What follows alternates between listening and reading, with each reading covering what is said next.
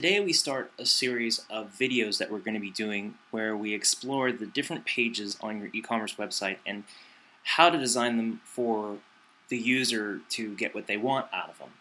The first place we're going to start is with this product detail page, because the product detail page is the second most important page on your site after your checkout. It's where sales are made, it's where sales are broken, and it can be very challenging to give all the information that you need and still make it easy to use and understand. So today we'll look at a few sites that accomplish that fact and demonstrate a really good understanding of product detail design. So first off, we'll start with this Nike ID site. And I really love the way that the products are displayed here. This is the main reason why I wanted to show you all this.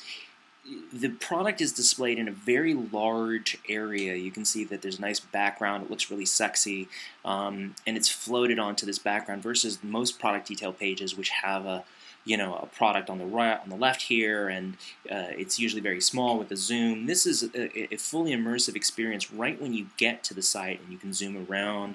You can also look at more views, and you can also zoom in. And the other thing that's very cool about this is the nice, tight interface that you have here for all of your buying needs. You've got size information that pops up in a little widget here. You've got your add to cart button, which is your main call to action, and you also have your save and share, which is very unobtrusive, and you have this really nice, tight, this is what the state looks like when you get here, by the way, like this. Nice and tight, but you know where to go. It's very intuitive, and it accomplishes all the goals that you want to accomplish on a product detail page, while still making your product just look really sexy. So that's the Nike ID site, and I think that it's a really well done site, so if you get a chance, go ahead and peruse around it. You can see some of the really cool things that it does from a design standpoint. Going from way out there to way inside, the REI site is a very well done site, but it's not, while it may not be as visually stunning as the Nike ID site, it's very well done from a usability standpoint. So a couple of things here that are really well done is, number one, you've got the main information that you need, the title, price, the add to cart, and the rating, are all very visible. It doesn't float into the background. You have all these receding colors here, this green and these gray and all of that floating into the background, while you have your main calls to action all very easy to read at a glance. So when you're thumbing through these pages, you see it very clearly.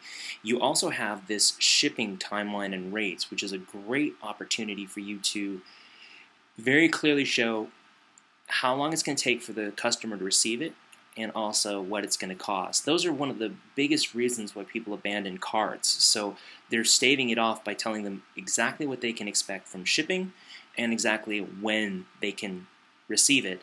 And I'm sure that also cuts down on their phone calls to their customer service centers as well.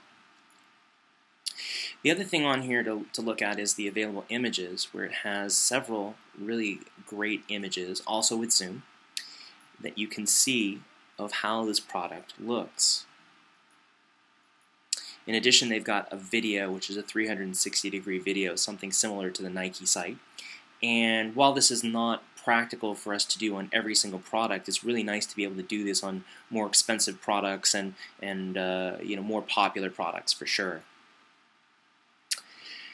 Other thing I wanted to show you on this particular page was the specs and how they're laid out, because this has a nice, very clearly alternating grid color for you to see all of the information very clearly at a glance and to be able to visually distinguish it.